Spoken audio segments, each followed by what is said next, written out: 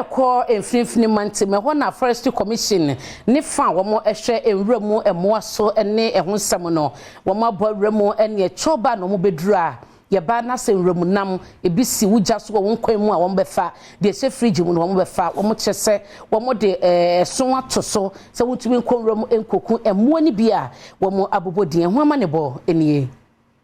Uremu number so ha eno beji free choba afo a wom wutu breku gumwa ene efutufo ho nanso omanfo wom ye choba etwese wom wotumi krata otimi eto uremu nam Adom Kasee ene choba operators bi atwetwe nkomo ene odi tu dwase wadi wildlife division fo mo ya pa se wadi tu aba bia a woton aduane a obegu wondwa owura ye fridge mine ye demo unexpected ye alert ye ni muhwe am abesesa your friends bushmeat adwane akranti amodeko ya ne omo kasa ya man ase no modeko ye ene me bra pen ye say okwo woni omo akakasa but okwo ene so omo sister omo nti ye be say ye hu say ye mbra say omutumi ye sara you take say ye adwuma ne ato na megu fridge more than 3 months na for you for baba sanam say omo dinam no kwa omo an kahwe ye hono mbo wura ye ho e wo choba ye to agency person won san na mom no om de ka den ye license wo ho a ye say bushmeat ye twon license ye twon tax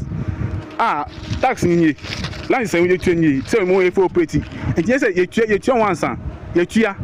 no wi aba sign na me de ko enwachi kasamafo a woda wildlife division ano NST na adumia enin ekire sentia empanifo etu sa na moyi kwa kohwe ebi mutum ekita tumi krata se ukita tumi krata dia na chese wonni memra no ya chew because obi enu ho ba ma utumi krata won chew de ntia wo ye den won ma utumi krata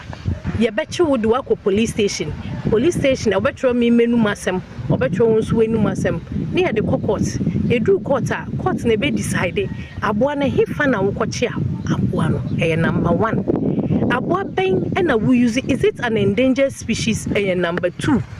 which period and we use aboa no number 3 what I say and a hifa and a water aboa so ye number 4 obehwe sa niam ni nyinara na all the manner real into count no na betre how much I'll bet you as a fine but say a to de bia ye jo fine me aside what